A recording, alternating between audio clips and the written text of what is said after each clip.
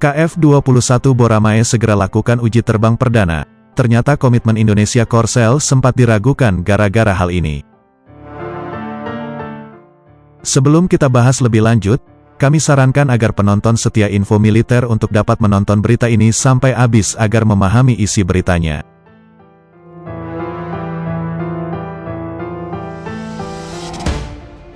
Seperti dilansir laman berita resmi zonajakarta.com, seakan tinggal selangkah lagi, KF-21 Boramae segera melakukan uji terbang perdana. Saat ini, pesawat tempur proyek Korea Selatan dan Indonesia tengah menjalani berbagai uji coba sebelum terbang perdana.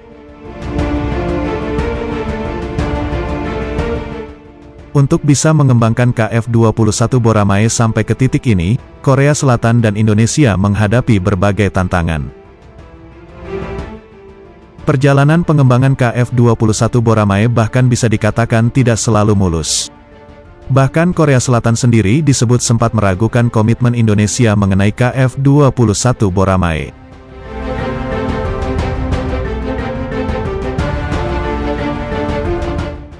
Di sisi lain, Korea Selatan rupanya punya alasan sendiri mengapa memilih Indonesia untuk menjadi mitra pengembangan KF-21 Boramae. Dengan biaya pengembangan sebesar 8,8 triliun won, proyek KF-21 Boramae sudah dimulai sejak tahun 2015.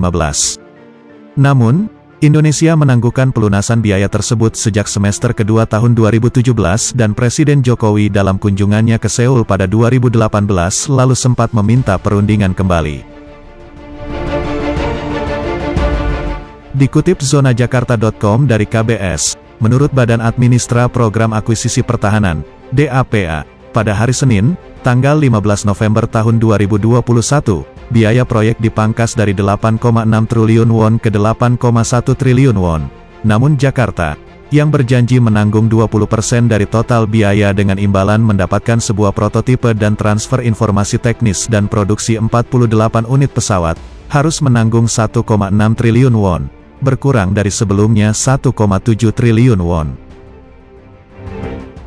Dikutip zonajakarta.com dari Han Yoreh, total kontribusi Indonesia untuk proyek jet tempur KF-21 Boramae telah turun dari semula 1,7 triliun won menjadi 1,6 triliun. Dalam pertemuan itu terungkap bahwa Indonesia akan melakukan pembayaran dengan cara mencicil. Uniknya skema imbal dagang kembali digunakan Indonesia untuk membayar tunggakan KF-21 Boramae. Indonesia akan membayar menggunakan komoditas seperti minyak sawit, CPO, karet mentah hingga hasil bumi lainnya. Indonesia akan melakukan pembayaran selama 5 tahun ke depan hingga 2026, dan 30% dari itu akan menjadi transfer dalam bentuk barang, kata DAPA.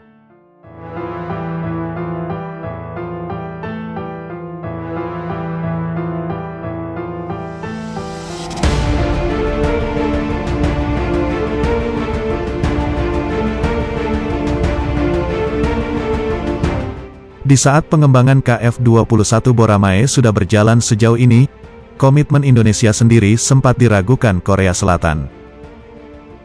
Hal ini seperti dilansir zonajakarta.com dari artikel terbitan Hankuk Ilbo pada tanggal 23 November tahun 2021 lalu. Alasan mengapa pandangan publik terhadap mitra pembangunan bersama KF-21 tidak baik adalah karena perilaku Indonesia yang berubah-ubah dan tidak dapat diandalkan, tulis media Korea Selatan tersebut. Masa lalu, Indonesia juga merupakan faktor yang tidak bisa diabaikan. Indonesia adalah pelanggan pertahanan reguler yang membeli KT-1, pesawat latih pertama yang dikembangkan oleh kami, T-50, pesawat latih canggih supersonik, dan kapal selam kelas Jangbogo. Secara khusus, pada Februari tahun 2011, terjadi insiden di mana staf Badan Intelijen Nasional membobol asrama utusan khusus Indonesia yang berkunjung ke Korea. Saat itu, tujuannya adalah untuk memahami strategi negosiasi Indonesia terkait pembelian T-50. Terlepas dari ketidakhormatan diplomatik terbesar, Indonesia mengabaikan kasus tersebut dan membeli T-50, bukan Yak-130 Rusia dan L-159B Ceko, yang merupakan saingan kami pada saat itu, tulis media Korea Selatan tersebut keheranan. Meski menghadapi kendala, Korea Selatan tetap menggandeng Indonesia sebagai mitra proyek KF-21 Boramae. Dilansir zonajakarta.com dari Hanyoreh, KF-21 Boramae dijadwalkan bakal melakukan uji terbang perdana pada Juli tahun 2022 dan memulai produksi massal pada Juni tahun 2026. Tetapi bahkan jika pesawat tempur masuk ke produksi massal, itu tidak berarti akhir dari proyek. Pada akhirnya, keberhasilannya tergantung pada apakah Korea dapat menemukan pembeli di luar negeri. Korea Aerospace Industries yang memproduksi pesawat tempur, tidak akan menghasilkan keuntungan kecuali dapat mencapai skala ekonomi dengan mengekspor sejumlah pesawat tempur.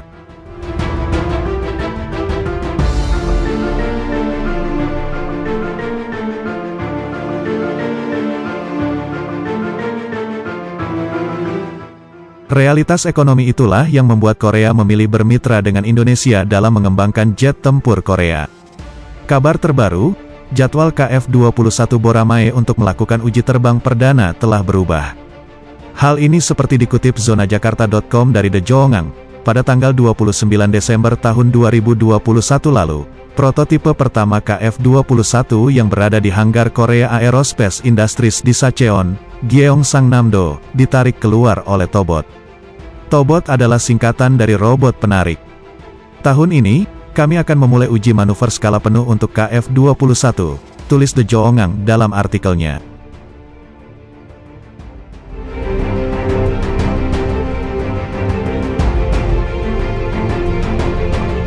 Namun mulai akhir Juni, uji terbang penuh akan dimulai. Awalnya uji terbang awal dijadwalkan akan dimulai pada Juli, namun proses perakitan dan persiapan uji terbang berjalan lancar, sehingga jadwal dimajukan. Alasan Korea Aerospace Industries memajukan jadwal uji terbang adalah untuk mengamankan waktu semaksimal mungkin, tulis The Joongang.